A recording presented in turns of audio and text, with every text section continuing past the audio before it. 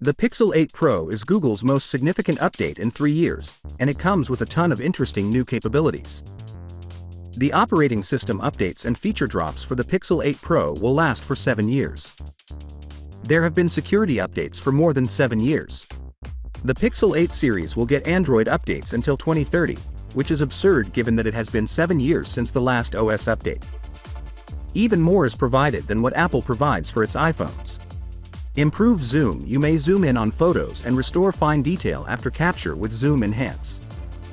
This interesting feature makes use of generative AI to detect the tiniest features and fill in pixel gaps, giving you considerably crisper zoomed-in photos. The Pixel 8 Pro's Video Boost allows it to capture HDR videos with even better color grading than before. There is a striking contrast in Google's comparison video with the iPhone 15 Pro Max. It's important to know that the phone stores 2 files when you activate Video Boost to record.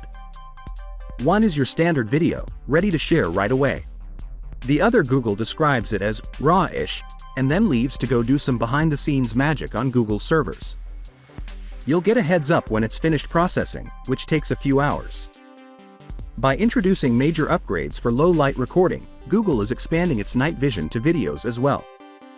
It says a lot that Google even considers the Pixel 8 Pro to be the finest smartphone available for low-light smartphone video. Magic Editor is a brand new generative AI editing tool that completely transforms your photos. Moving, resizing, changing the viewpoint of your pics, removing undesirable items, adjusting the lighting, and more are all options.